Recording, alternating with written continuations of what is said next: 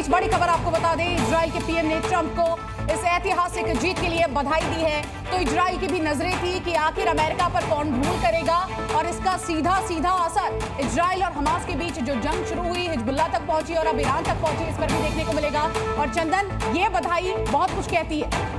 Benjamin Netanyahu जिन्होंने बधाई दी है डोनाल्ड ट्रंप को, इस वक्त की बड़ी खबर, ऐतिहासिक वापसी के लिए बधाई दी है। और ऐसे में बड़ा सवाल है कि इजराइल और हमास, इजराइल और लेबनान, इजराइल और ईरान युद्ध का क्या हो सकता है। इस पर हमारे साथ कई खास मेहमान बने हुए हैं। यूके देवनाथ जी, इजराइल के पीएम बधाई दे रहे हैं। दुनिया के मन में यह सवाल है कि इजराइल की जो जंग की हालात बने हुए हैं, लड़ाई चल रही है, क्या इसको रोकने की ओर भी कोई कदम बढ़ाएंगे?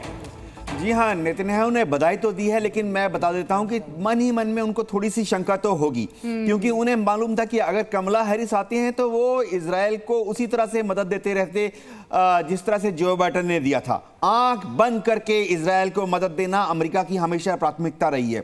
जहां तक अब क्या होगा, ट्रंप शायद उसको थोड़ा सा नरम करने की कोशिश करेंगे, लेकिन हमें समझना पड़ेगा कि अमेरिका में ऐसी चीजें प्रेसिडेंट से ज्यादा व्हाइट हाउस में जो सलाहकार हैं, एडवाइजर्स हैं, और पेंटागन में जो जनरल्स हैं, सीआई के। बड़ा सवाल ये कि अगर बेंजामिन नेतन्याहू ने ये बधाई दी है तो आपको भी पता है कि ये उस तरह की बधाई नहीं है जो कमला हैरिस शायद रूल करती तब होती। और अब इजराइल कहीं ना कहीं इस असमंजस में भी जरूर होगा कि जिस तरह की मदद मिल रही थी, क्या वैसी ही मदद अमेरिका से आगे भी मिलेगी? देखिए, जहां तक अमेरिका की बात है, अमेरिका हमेशा इजराइल को आंख खोल के मदद देगा, लेकिन उसकी परिभाषा होती है। परिभाषा ये होती है, क्या अमेरिका उसी तरह से हैवी बॉम्ब्स देता रहेगा इजराइल को, जहां एक एक जगह पर बमबारी करके एक दिन में 40-80 सिविलियंस मारे जाते हैं? मेरे ख्याल से वो समय अब आस्ते आस्ते थोड़ा कम हो जाएगा। अमेरिका इजराइल को मदद देगा, इजराइल को जिंदा रखेगा, लेकिन समझा दिया। पिनाक जी हमारे साथ है। सर, डिप्लोमेट्स की अगर हम बात करें, जब एक बार सरकार बदलती है और आपने जैसा कि बताया, तो ऐसे में जब बातचीत की अगर बात करें, तमाम देशों के साथ जब बातचीत होती है, कंट्रीज बायलैटरल टॉक्स होते हैं, तो ऐसे में खासकर जो सलाहकार है वो किस तरह की भूमिका निभाते हैं? सलाहकार की भूमिका तो होती है, वो मतलब डिप्लोमेट अगर ना हो तो वो एडवाइजरी रोल में रहते हैं या कंसल्टेंट के रोल में। बट क्या वो रूल करेंगे? क्या मतलब?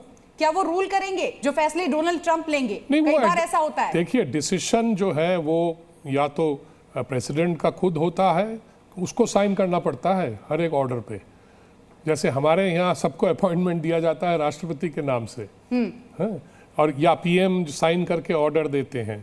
तो मुझे लगता है कि जो सलाहकार होते हैं, और अमेरिकन सिस्टम डिफरेंट है ना, वो प्रेसिडेंशियल सिस्टम है, उसमें आपको पता है 3,500 अपॉइंटमेंट्स करने पड़ते हैं हर एक नए प्रेसिडेंट को। 3,500 असिस्टेंट सेक्रेटरी लेवल तक अपॉइंटमेंट्स होती हैं।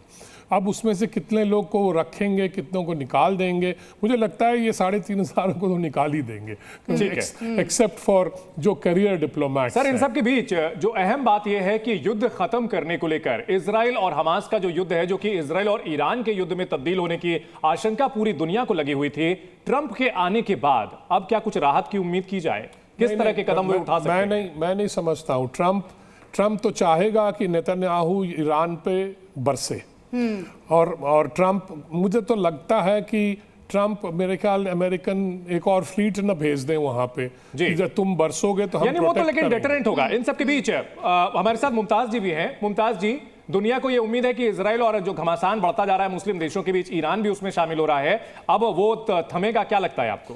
देखिए, डोनाल्ड ट्रंप जो है इस इलेक्शन में पहले के मुकाबले ज़्यादा मैच्योर साबित हुए हैं, और उन्होंने अपना जहन बदला है, नज़रिया बदला है। अभी स्पीच में आपने देखा कि जहां एक तरफ उन्होंने जंग रोकने की बात की, दूसरी तरफ उन्होंने मुस्लिम का खास तौर से शुक्रिया अदा किया और ये कहा, खास तौर से नहीं, उन्होंने सबसे जिक्र किया था। ठीक है, मैं इसलिए कह रहा हूँ, मैं इसलिए कह रहा हूँ क्योंकि उन्होंने मुस्लिम शब्द का इस्तेमाल किया, अफ्रीकन अमेरिकन का, हिस्पैनिक अमेरिकन का। एक मिनट, मेरी बात तो मुकम्मल हो जाने दीजिए। मैं ये कह रहा हूं कि इससे पहले आपको याद होगा कि डोनाल्ड ट्रंप ने ईरान को लेकर के एक बहुत बड़ा बयान दिया था, और उन्होंने ये एतराफ किया था कि ईरान अब पहले जैसा नहीं रहा, ईरान भी एक ताकतवर स्टेट हो गया है, इसलिए उससे जंग ही करते न रहें बल्कि उससे दोस्ती भी करें। और ये भी कहा था, आपको याद होगा, कि नतीजा आने से पहले जंग रोक दी जाए वरना मैं फैसला लूंगा। तो मुझे लग रहा है कि ये जो जंग रोकने की बात हो रही है, ये सिर्फ रूस यूक्रेन की बात नहीं हो रही है, वो तो वक्त बताएगा। जी न्यूज़।